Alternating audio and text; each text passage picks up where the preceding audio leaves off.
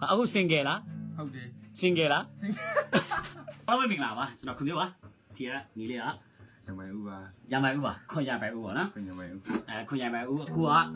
သူ့အိမ်ကလေလိုက်နေစကားသမီးလာပြောတာပါဗျခါမှကြုံပြောထားဘူးနော်ခုရောက်လာစကားမဆက်ပေးမယ်ညဘအတက်လောက်ရှိလဲ တက်20 20ထဲမှာ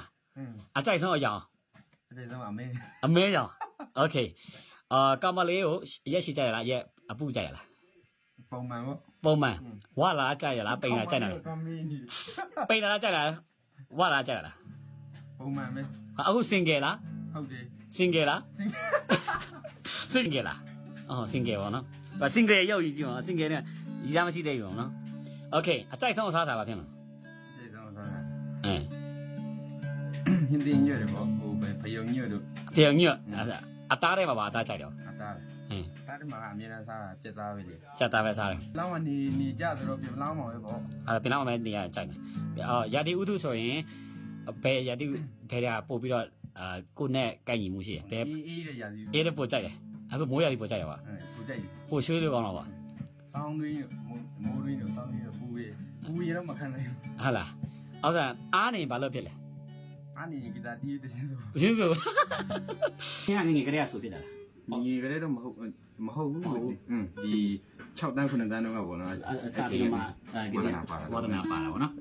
ဟောတခြားအားကစားပဲဟောပါဝါဒနာပါလေ ပါတယ်ဒီချင်းလုံးတို့ချင်းခတ်တယ်လို့ မနေ့ကချင်းကတယ်တင်းဟုတ်ချင်းကတယ်လဲဝါဒနာပါတော့နော်ဒီအခုဆိုလဲသူ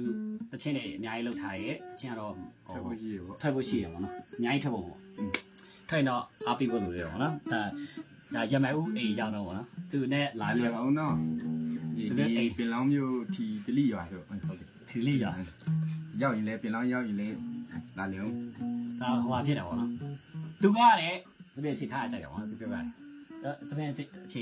ဆက်ပြီးထားဖို့စီစီပေါ့ ရှိရ စီထားပြီးရောင်းကောင်းတယ်မစီကောင်းတယ်လေနော်โอเคဒါကကျွန်တော်